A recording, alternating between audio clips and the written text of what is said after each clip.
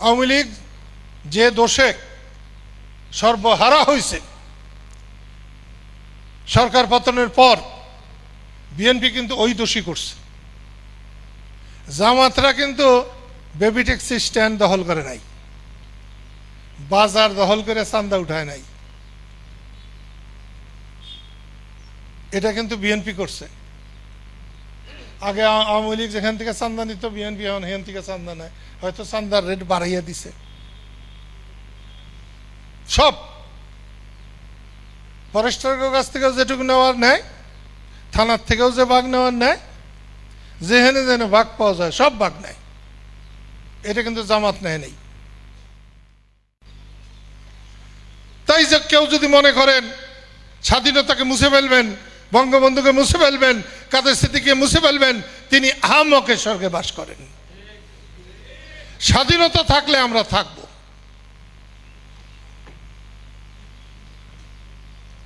যে ষড়যন্ত্র হচ্ছে এটাও ভালো না, ভারত যেটা করছে আমাদের উপরে সেটাও ভালো না। আমেরিকা নাকি কবে বলছে শেখ হাসিনার বসাইয়ে দেবে, তার নাম কি? টার্ম না, তার বাপেও পারবে না। আমরা আমেরিকা না, বাংলাদেশ। মুক্তিযুদ্ধের সময় কিসিঞ্জার চেষ্টা করেছিলেন, পারে নাই। আমরা বিজয় অর্জন করেছি, আমরা সেই বিজয়ী জাতি। আমাদের দুর্ভাগ্য, আমাদের সঠিক নেতৃত্ব নাই, কর্তৃত্ব নাই। সেই জন্যে আমরা একটা অসহায় হয়ে পড়েছি। সেজন্য আবার বলছি, সখীপুরের বন্ধুরা, তোমরা যদি ঠিক হও, আমি তোমাদের সাথে ছায়ার মতো আছি। আর তোমরা যদি ঘুমের থেকে উঠতে না পারো, তোমাকে উৎসাহ নষ্ট হয়ে যেয়ে থাকে, মন যদি খারাপ থাকে, তাহলে বাদ দাও। রাজনীতিতে মন খারাপের কোনো জায়গা নাই। রাজনীতিতে মন থাকবে চনমনে। রাজনীতিতে সেবা, সেবা আর সেবাই হচ্ছে কাজ। কে আমার সাথে কি করলো এটা দেখবার বিষয় না, দেখবার বিষয় আমি মানুষের জন্য কতটা কি করছি। আমি মানুষের জন্য কাজ করব না, সব মানুষ আমার পিছনে এসে বসে থাকবে, এটা শেখ হাসিনা ভাবতে পারে। শেখ হাসিনা খালি বলে উন্নয়ন করছে, উন্নয়ন করছে, কেউ কিছু দেয় নাই। আরে হাসিনা যে পরিমাণ চুরি করছে, এই পৃথিবীতে কেউ অত চুরি করে নাই। একটা মেট্রো রেল হয়েছে, তার 2টা স্টেশন ভাঙছিল। হাসিনা নিজে কইছিল 5 থেকে 700 কোটি টাকা লাগবে। হায় রে চোরের চোর! এই 2টা স্টেশন ঠিক করতে একটায় টাকা লাগছে 20 লাখ, আরেকটা টাকা লাগছে 1 কোটি কয়েক টাকা। আর তারা বলছে যেহেতু এখান থেকে ওখান থেকে এটা ওটা আইনা আমরা এটা বানাইছি, আরো 10-12 কোটি টাকা সব মিলে লাগবে। 10-12 কোটি টাকা আর 500-700 কোটি টাকা এক টাকা, ওই টাকাগুলা কার? কার বাবার টাকা? সব সময় সব প্রজেক্টে এইরকম টাকা চুরি করছে। শেখ হাসিনার আশেপাশে যারা ছিল প্রত্যেকেই চোর। তার পিয়নেরও বলে 400 কোটি টাকা, তার যে চা খাওয়াইছে তারও বলে 400 কোটি টাকা। আমি তো চাই আমার লেখালেখি করে, যে আমার গাড়ি চালায়, যে সে ভালো বাড়ি থাকুক, তার ছেলে মেয়েরা লেখাপড়া করুক। আমার যদি 1 কোটি থাকে, তারও 2 লাখ থাকুক, 3 লাখ থাকুক, 4 লাখ থাকুক, 5 লাখ থাকুক। 400 কোটি টাকা কি জন্য বলছে? যে উনি বালা, ওনার পিয়নের 400 কোটি। আরে উনি বালা হইলে পিয়নের 400 হয়? উনি চোর হইলে সে পিয়ন চোর হয়। এবং কে জানি বললো জামাতের 5টা মানুষ আসাল না ওষুধ খাওয়ার মতো। এখন জামাতের অনেক লোক আছে, নিশ্চয় কাজ করলে হবে, নিশ্চয়ই। আওয়ামী লীগ যে দোষে সর্বহারা হয়েছে, সরকার পতনের পর বিএনপি কিন্তু ওই দোষী করছে।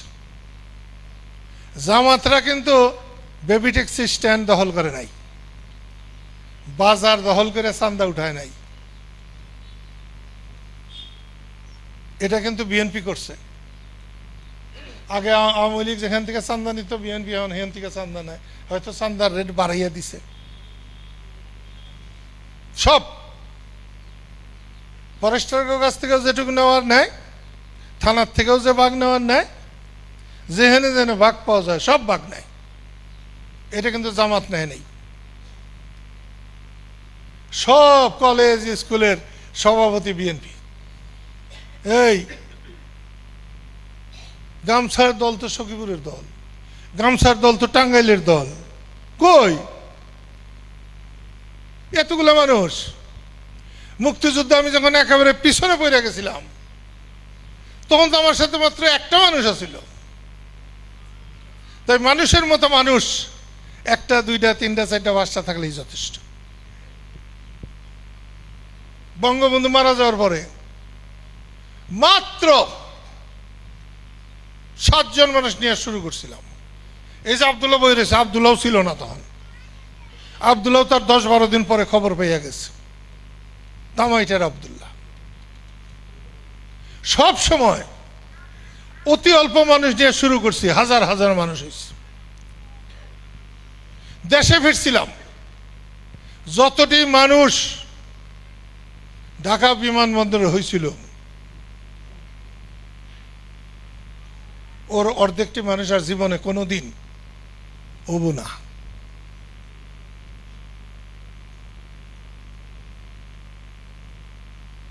আমি কিন্তু সব থেকে বেশি মানুষ নিয়ে কৃষক শ্রমিক জনতা লীগ করছিলাম। আর সেই কৃষক শ্রমিক জনতা লীগেরই দুর্দশা, কারণ কাম করে না। ওই যখন আজাদ খারে রয়েছে, আমার বিশ্বাস আজাদের মতো 3টা আজাদ একসাথে যদি বাইরে হয়, রাস্তায় বের হয় এই দল নিয়ে, গামছা নিয়ে, তাহলে ঘরে ঘরে কব গামছা, আমরা গামছা। ইলেকশনের পরে এখান দিয়ে গেছি, ছোট্ট পোলা হানে কইতেছে গামছা গামছা।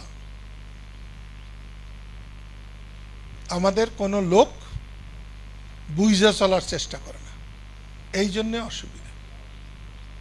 ওই যে ওখানে সেলিম বসা রয়েছে, ইলেকশনের পরে পরে কইছিল সেলিম আমারে যে আমি এখানে কমিটি করুম, প্রত্যেক চায়ের স্টলে স্টলে বসে কমিটি করুম। ওই কইছে ওই পর্যন্ত, তারপর কিন্তু করে নাই। আজকে কইলো 2টা কমিটি করছে। ও 20টা কমিটি করতো, আমি খুশি হইতাম যে হ্যাঁ, ও ধনী মানুষ, আল্লাহ ওরে চালায়। ওর পোলা পাঠিয়ে দিয়েছে, একটাই পোলা পাঠিয়ে দিয়েছে বিদেশে, এনে যে গাড়ি অ্যাক্সিডেন্ট করছে। এটা ভালো কথা না। যাই হোক, সবাইকে ধন্যবাদ। আমি একটা কথা রেখে গেলাম যে তোমরা দলাদলি ছাইরা ঘরে ঘরে যদি যাইতে পারো, তাইলে আমি তোমাদের সঙ্গে আসি, আর নাহলে আর ডাকলে আমাকে পাওয়া যাবে না।